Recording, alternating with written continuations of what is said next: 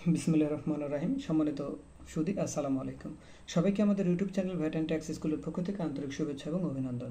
সম্মানিত সুধী, সাম্প্রতিক সময়ে জাতীয় রাজস্ব বোর্ড কর্তৃক আয়কর আইনজীবী নিবন্ধন পরীক্ষা 2024-এর সার্কুলার দেওয়া হয়েছে। সেই দীর্ঘ প্রতীক্ষিত এই সার্কুলারটি অনেকে 2017 সালের পরে অনেকে অপেক্ষা করছিলেন, বাট 2017 সালের পরে এখন পর্যন্ত কোনো সার্কুলার হয়েছিল না। সেটা গত 17 সেপ্টেম্বর এই সার্কুলারটা হয়েছে, অর্থাৎ জাতীয় রাজস্ব বোর্ড কর আইনজীবী নিবন্ধন অর্থাৎ আইটিপি নিয়োগ দিতে যাচ্ছে। এখন অনেকেই প্রশ্ন করছেন যে এই আইটিপি নিয়োগ পরীক্ষায় ন্যূনতম যোগ্যতা কি, লিখিত পরীক্ষা সিলেবাসটা কি, পরীক্ষার মানবন্টনটা কি, এবং আরও অনেক ধরনের কোশ্চেন করছেন, সেগুলোর আপডেট আজকের এই ভিডিওটি থাকবে। আশা করছি এই ভিডিওটি যথেষ্ট, এরপরে আর কোনো ভিডিও দেখতে হবে না, পুরো বিষয়টাই ক্লিয়ার হয়ে যাবে। সম্মানিত সুধী, তাহলে আমরা কথা না বাড়িয়ে আমরা আমাদের মূল সার্কুলারটা চলে যাই। সেখানে খুব সুন্দরভাবে বলা রয়েছে আমাদের যে আয়কর আইন 2023-এর 327 ধারায় এবং আয়কর বিধিমালা 1984 এর বিধি হলো 37 অনুযায়ী কর আইনজীবী হিসেবে তালিকাভুক্তির জন্য যোগ্যতা সম্পন্ন আগ্রহী ব্যক্তিদের নিকট থেকে অনলাইনে আবেদন ফর্ম সংগ্রহ করা হচ্ছে বা আবেদন করার জন্য আপনার দরখাস্ত আহ্বান করা হয়েছে। এবং এটার জন্য যেটা করতে হবে, আপনার কি করতে হবে, গুগল ক্রমে গিয়ে https://bcsta.teletalk.com বিডিতে আপনি আবেদন করতে পারবেন। তবে এই আবেদন শুরু হয়েছে 19 সেপ্টেম্বর থেকে, চলতে থাকবে 2024 সালের 29 সেপ্টেম্বর পর্যন্ত। কারা আবেদন করতে পারবে, অর্থাৎ কারা ইনকাম কর আইনজীবী পরীক্ষার জন্য যোগ্য? শিক্ষাগত যোগ্যতা কি থাকতে হবে? দেশে বিদেশে যে কোনো স্বীকৃত বিশ্ববিদ্যালয় থেকে আইন বিষয়ে ডিগ্রি থাকতে হবে, অথবা কর বিষয়ে যে কোনো একটা ডিগ্রি থাকলে হবে, অথবা হিসাব বিজ্ঞান বিষয়সহ বাণিজ্যের ডিগ্রি, অর্থাৎ অ্যাকাউন্টিং, ম্যানেজমেন্ট, ফিনান্স, ব্যাংকিং, যে ব্যাংক সাবজেক্টই পড়েন না কেন অ্যাকাউন্টিং বিষয়টা থাকতে হবে। এরপরে বলা হচ্ছে উচ্চতর অডিটিং সহ ব্যাংকিং বিষয় ডিগ্রি, অর্থাৎ যে ব্যাংকিং বিষয় ডিগ্রি অর্জন করেন না কেন সেখানে উচ্চতর অডিটিং থাকতে হবে। উচ্চতর অডিটিং না থাকলে আপনি আবেদন করতে পারবেন না। এরপরে বলা রয়েছে ডিপ্লোমা ইন ট্যাক্সেশন সহ যে কোনো বিষয়ে ডিগ্রি, যে কোনো বিষয়ে যদি ডিগ্রি অর্জন করেন সেখানে বলা রয়েছে ডিপ্লোমা ইন ট্যাক্সেশন সহ, তার মানে ডিপ্লোমা ইন ট্যাক্সেশন থাকতে হবে। এরপরে বলা রয়েছে উচ্চতর অডিটিং সহ ব্যাংকিং ডিপ্লোমা, তাহলে ব্যাংকিং ডিপ্লোমার মধ্যে কি থাকতে হবে, উচ্চতর অডিটিং এবং তৎসহ যে কোনো বিষয়ে ডিগ্রি। তবে যে কোনো বিষয়ে ডিগ্রি থাকলে হবে না, পাশাপাশি উচ্চতর অডিটিং সহ ব্যাংকিং ডিপ্লোমার কথাও বলা রয়েছে, কারণ এখানে এবং বলা রয়েছে। হ্যাঁ, তাহলে কি এই বিষয়ে আপনি আবেদন করতে পারবেন। আমাদের অনলাইনে কিভাবে আপনি আপনার ফর্মটা পূরণ করবেন তার A to Z শেয়ার করা আছে, ওই ভিডিওটি দেখেই আপনারা আপনাদের ফর্মটা A to Z fill up করে নেবেন। এরপর আসি লিখিত পরীক্ষার সিলেবাস। তাহলে কি আপনাকে পড়তে হবে আয়কর আইন 2023, আপনাকে পড়তে হবে অর্থ আইন 2024, আপনাকে পড়তে হবে আয়কর বিধিমালা 1984, উচ্ছেদ কর বিধিমালা 2024, ADR অল্টারনেটিভ ডিসপিউট রেজলিউশন বিধিমালা 2024, দান কর আইন 1990, আয়কর আইন ও বিধির বাস্তব প্রয়োগ, হিসাব বিজ্ঞান, বাংলা ও ইংরেজি। আচ্ছা, এরপর আসি লিখিত পরীক্ষার সময় এবং পাস নম্বর। অর্থাৎ লিখিত পরীক্ষার সময় হলো 3 ঘন্টা, ফুল মার্ক হলো 100 মার্ক, আপনাকে পাস করতে হবে। রিটেনে 50 মার্ক, মৌখিক পরীক্ষার পূর্ণমান হলো 50, আপনাকে পাস করতে হবে। 25 পেলেই আপনি পাস, আদারওয়াইজ আপনি ফেল। লিখিত পরীক্ষার তারিখ টেলিটক যে সিমের মাধ্যমে সেটা আপনাকে জানিয়ে দেওয়া হবে, কারণ আপনি যখন ফর্ম ফিল আপ করবেন তখন টেলিটক সিম থাকবে, সিম নাম্বার দিতে হবে, ফোন নম্বর দিতে হবে, সেখানেই আপনাকে SMS সহকারে আপনার যে সার্ভিস চার্জ, গভর্নমেন্ট ফি যে 300 টাকা, তার সাথে পাশাপাশি সার্ভিস চার্জ যে 35 টাকা, মোট হলো 335 টাকা, সেটা আপনার টেলিটক সিমের মাধ্যমে আপনাকে পরিশোধ করতে হবে, 2টা SMS এর মাধ্যমে।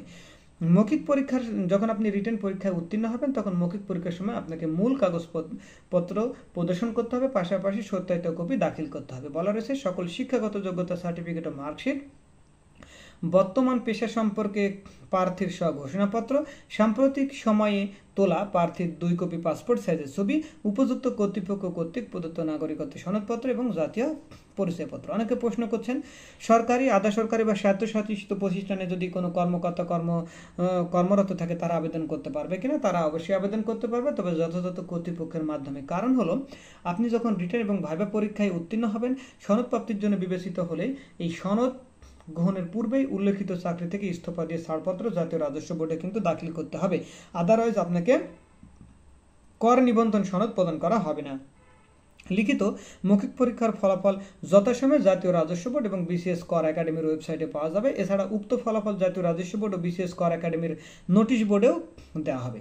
লিখিত পরীক্ষায় কৃতকার্য প্রার্থীদের মৌখিক পরীক্ষায় অংশগ্রহণ করতে হবে এবং লিখিত পরীক্ষার জন্য যে ইস্যুকৃত যে প্রবেশপত্র সেটাই মৌখিক পরীক্ষার জন্য প্রযোজ্য হবে, আলাদাভাবে কোনো প্রবেশপত্র দেওয়া হবে না। অসম্পূর্ণ ও ভুল তথ্য সংবলিত স্বয়ংক্রিয়ভাবে আবেদন স্বয়ংক্রিয়ভাবে বাতিল হয়ে যাবে। কোনো কারণ দর্শানো ব্যতি রেখে যে কোনো আবেদনপত্র বাতিলের পূর্ণ এখতিয়ার জাতীয় রাজস্ব বোর্ডে রয়েছে। আপনি যখন লিখিত এবং মৌখিক পরীক্ষায় উত্তীর্ণ হবেন তখন উত্তীর্ণ প্রার্থীদেরকে বিধিবদ্ধ প্রশিক্ষণ কোর্স সফলভাবে সম্পন্ন করার পরে আপনাকে সনদটি প্রদান করা হবে এবং পরীক্ষা অংশগ্রহণের জন্য কোনো প্রকার টিএডিএ প্রদান করা হবে না। অনলাইনে আবেদন শুরু হয়েছে 19/9/2024 থেকে, এটা চলতে থাকবে 29/9/2024 পর্যন্ত, অর্থাৎ 4:59 পর্যন্ত চলতে থাকবে। এটা অনলাইনেই আপনাকে আবেদন করতে হবে। পরীক্ষার আবেদন ফর্ম পূরণ, পরীক্ষার ফি জমাদান প্রক্রিয়া শুরু হয়ে গেছে, সেটা চলতে থাকবে 29/9/2024 পর্যন্ত। আচ্ছা, এই উক্ত সময়সীমার মধ্যে আপনার একটা ইউজার আইডি প্রাপ্ত প্রার্থীগণ অনলাইনে আবেদনপত্র সাবমিট করার পরবর্তী 72 ঘন্টার মধ্যে SMS এ পরীক্ষার ফি জমা দিতে পারবেন, তবে 2টা SMS এর মাধ্যমে। তবে অনলাইনে আবেদন করার সময় আপনাকে মাথায় রাখতে হবে সদ্য তোলা রঙিন যে পাসপোর্ট সাইজের ছবি সেটার আপনার দৈর্ঘ্যপ্রস্থ হতে হবে 300x300 এবং সেটা সাইজ হতে হবে 100 KB। 100 KBর কম হলে, অর্থাৎ 100 KBর বেশি করা যাবে না, তবে 100 KB বা 100 KBর কম। এবং আপনাকে সিগনেচার আপলোড করতে হবে। সেই সিগনেচার আপলোড স্ক্যান করে নির্ধারিত স্থানে আপলোড করবেন। তবে এটার সাইজ হবে 300x80 মেগাপিক্সেল। তবে এটার সর্বোচ্চ কত কেবি হতে পারে? 60 KB হতে হবে, এর বেশি হতে পারবে না। অনলাইনে আবেদনপত্রে পূরণকৃত তথ্য যেহেতু পরবর্তী সকল কার্যক্রমে ব্যবহৃত হবে, সেহেতু অনলাইনে আবেদন সাবমিট করার পূর্বে পূরণকৃত সকল তথ্যের সঠিকতা সম্পর্কে প্রার্থীকে অবশ্যই শতভাগ নিশ্চিত হতে হবে এবং প্রার্থী অনলাইনে পূরণকৃত আবেদন পত্রের একটি রঙিন প্রিন্ট কপি পরীক্ষা সংক্রান্ত যে কোনো প্রয়োজনে সহায়ক হিসেবে সংরক্ষণ করবেন। মৌখিক পরীক্ষার সময় এর 1 কপি জমা দিবেন। পুরো আবেদন ফর্ম মাথায় রাখতে হবে, পুরো আবেদন যখন হয়ে যাবে এটা রঙিন কপি আপনি প্রিন্ট দিবেন। অ্যাপ্লিকেন্ট কপি যেটা থাকে সেটা পুরো রঙিন কপি। এবং SMS প্রেরণের যে নিয়মাবলী সেটা এখানে খুব সুন্দরভাবে বলা রয়েছে যে আপনি অনলাইনে আবেদন ফর্ম যথাযথভাবে পূরণ করে নির্দেশনা মতে আপনি ছবি এবং আপনার সিগনেচার আপলোড করে সাবমিট করা সম্পূর্ণ হলে কম্পিউটারে ছবি সহ অ্যাপ্লিকেন্ট প্রিভিউ দেখাবে। যদি অ্যাপ্লিকেন্ট কপিতে কোনো ভুল থাকে বা অস্পষ্ট ছবি বা সম্পূর্ণ কালো বা সাদা দাগ বা ঘোলা বা বিভিন্ন ধরনের সমস্যা যদি থাকে বা সিগনেচার সঠিক না থাকে, তাহলে আবেদন ফি জমা না দিয়ে কেবল পুনরায় আপনাকে আবেদন করতে পারবেন।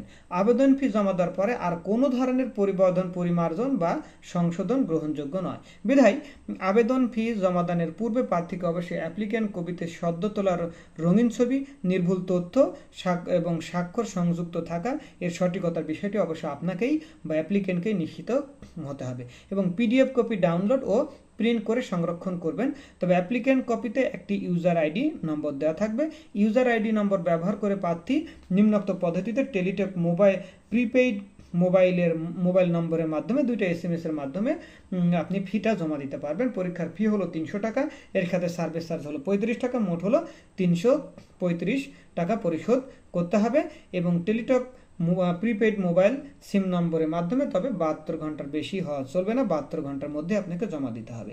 এক্ষেত্রে বিশেষভাবে উল্লেখ্য যে অনলাইনে আবেদনপত্রের সকল অংশ পূরণ করে সাবমিট করা হলেও পরীক্ষার ফি যদি আপনি জমা না দেন তাহলে আবেদনপত্র অনলাইনে গৃহীত হবে না। এখানে খুব সুন্দরভাবে বলা রয়েছে আপনি যখন প্রথম SMS করবেন তখন লিখবেন BCS TA space user ID, আপনার যে একটা ইউজার আইডি থাকবে সেই ইউজার আইডি লিখে 16222 নম্বরে আপনি SMS পাঠাবেন। সেখান থেকে একটা রিপ্লাই মেসেজ আসবে, সেখানে বলা থাকবে অ্যাপ্লিকেন্ট নেম, অর্থাৎ আপনার নাম, 335 টাকা will be charged as a application fee, your pin number, আপনার একটা পিন নাম্বারও দেওয়া থাকবে। তাই বলছে টু পে, আপনি যখন পে করবেন তখন অ্যাপ্লিকেন্ট কীভাবে লিখতে হবে? BCS space yes space pin number দিয়ে সেন্ড করতে হবে। তাই এখানে বলছে দ্বিতীয় SMS কি হবে? BCS TA space yes space pin number দিয়ে 16222 নম্বরে পাঠাতে হবে, সেটা এক্সাম্পলও দেখা দিয়েছে।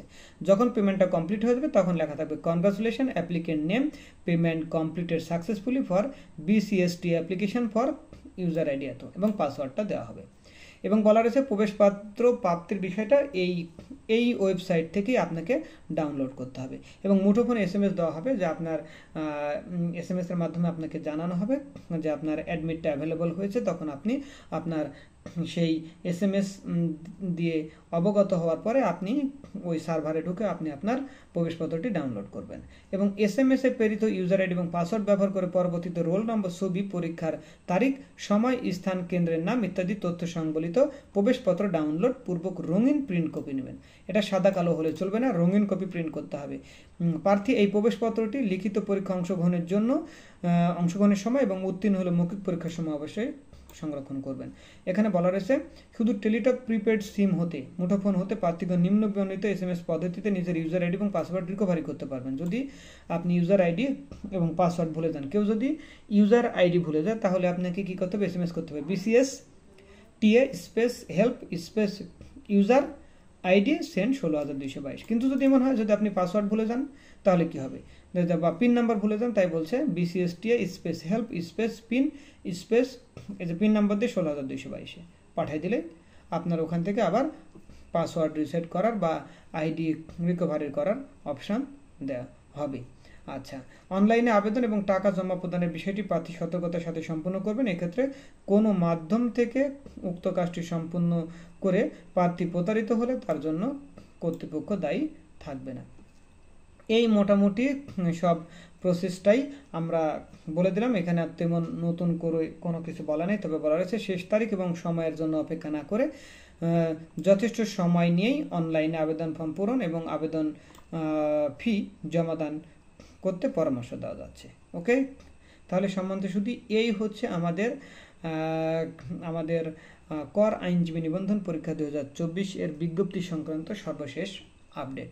এবং আরও যদি আপডেট পেতে চান, যদি সাজেশন পেতে চান, যদি প্রিপারেশন নিতে চান, শর্ট কোশ্চেন হিসাবে আপনার ব্রড কোশ্চেন হিসাবে কী ধরনের কোশ্চেন হতে পারে, এরকম আরও বিষয়গুলো আমাদের ফেসবুক পেজ এবং ইউটিউব চ্যানেলেও কী হবে আপলোড করা হবে ডেইলি বেসিসে। যেহেতু এখন ইনকাম ট্যাক্সের রিটার্নের সময় চলছে, অনলাইন ই রিটার্নের ভিডিওগুলোও দেওয়া হবে। তবে একদিন পর এমন হতে পারে যে আপনার ই রিটার্নের একটা ভিডিও, পাশাপাশি পরের দিন হচ্ছে আপনার ITP প্রিপারেশনের ভিডিও, পরের দিন হলো ভ্যাট কনসালটেন্ট এক্সামের প্রিপারেশনের ভিডিও, এরকম সবগুলোই কম্বাইন্ডভাবে আপনার ভিডিও আপলোড করা হবে।